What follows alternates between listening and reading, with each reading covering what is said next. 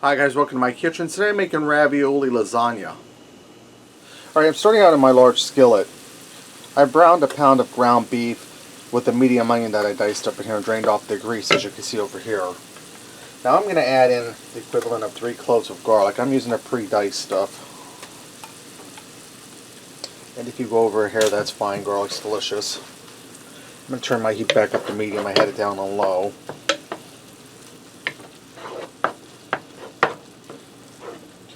And I have a 23-ounce jar of marinara sauce. You could also use pasta sauce if you can't get marinara. I'm going to add that in there. And I'm going to allow this to simmer on low heat for about 5 minutes until that sauce gets heated through and all the flavors blend together. Alright, while my sauce simmers over here, in a bowl I have 2 cups of ricotta cheese. To that I'm going to add 1 egg. And I'm going to use my McCormick's Himalayan pink salt, black pepper, and garlic. This also has onion powder in it.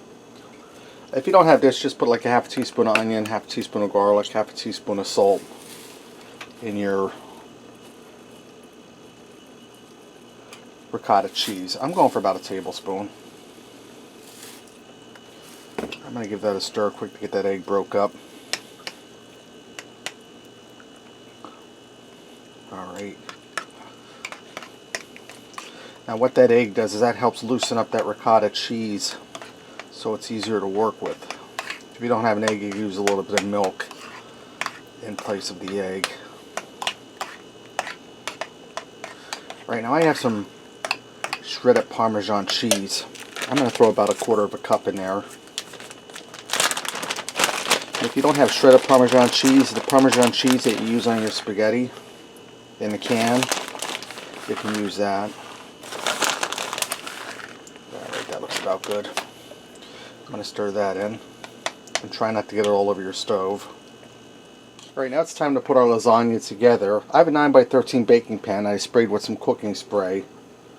And I'm going to start by putting some of my meat sauce down in the bottom of the pan. It's going to help keep the ravioli from sticking.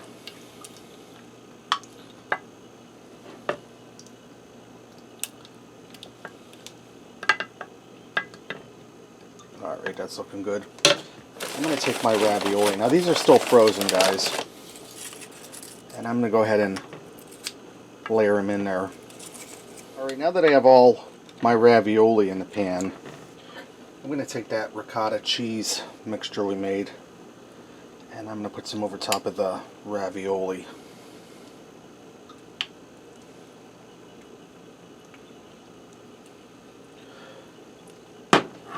And you want to spread it out. Let me get a spatula, make that a little easier. You just want to spread that out over top of your ravioli.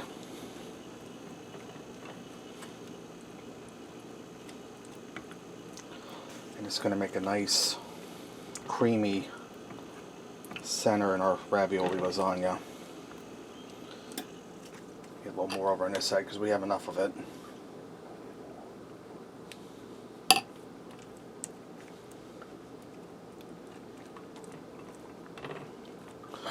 Alright, now I'm going to put a layer of shredded mozzarella cheese down on top of the ricotta cheese.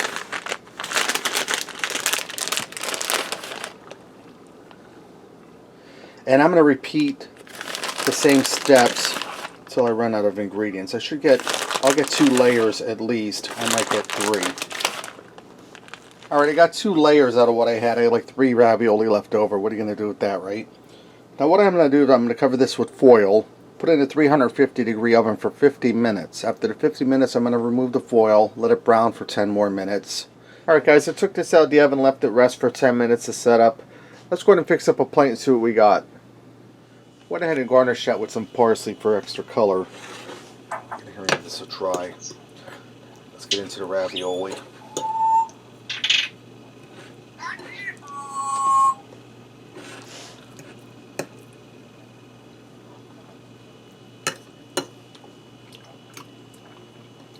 Cheesy.